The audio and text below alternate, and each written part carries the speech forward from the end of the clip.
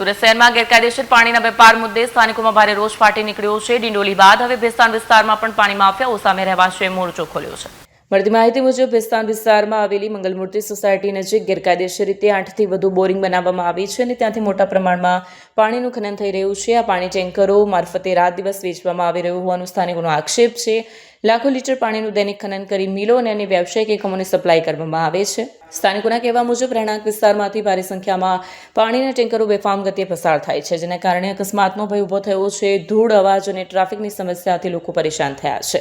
પાણી માફિયાઓ ગેરકાયદેસર રીતે પાણી વેચી લાખો રૂપિયાની કમાણી કરતા હોવાના આક્ષેપો વચ્ચે સ્થાનિકોએ સંબંધિત તંત્ર પાસે તાત્કાલિક કાર્યવાહી કરવાની માંગ કરી છે। હાલ મામલો ગરમાયો છે અને તંત્ર શું કાર્યવાહી કરે છે તેના પર સૌની નજર છે। मेरा नाम विलास माली है, अंबिका विला में रहता हूँ।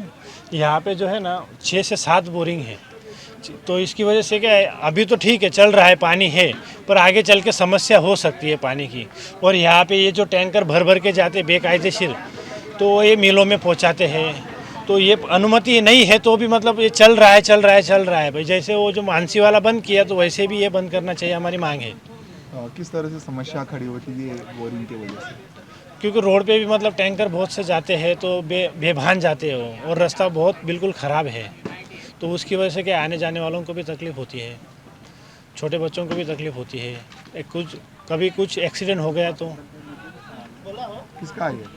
अशोक सिंह राजपूत करके कोई है, उनका है। उनसे बात हुई तो 2 बार बोला, पर उन्होंने अभी तक मतलब कुछ सुनवाई किया नहीं इस पर। મારું નામ ચંદર વિરાડે છે। मैं બેસ્તાનમાંથી બોલું છું અને અમને અહીંયા પાણીના ટેન્કરની બહુ સમસ્યા છે। ગેરકાયદેસર પાણીનો બહુ અહીંયા વપરાશ ચાલે છે અને ટેન્કર ભરી ભરીને મિલોમાં પહોંચાડવામાં આવે છે। અને અમને જો અમારી માંગ છે, અગર આ વસ્તુ અગર નહીં બંધ થઈ તો અમે અહીંયા ધરના પ્રદર્શન કરીશું, કારણ કે લોકોને બહુ હાલાકી અહીંયા છે। કેટલા બોરિંગ અહીં આવેલી છે? બોરિંગ 7-8 બોરિંગ આવ્યા છે અહીંયા, અને લોકોને બહુ હાલાકી છે પાણીની।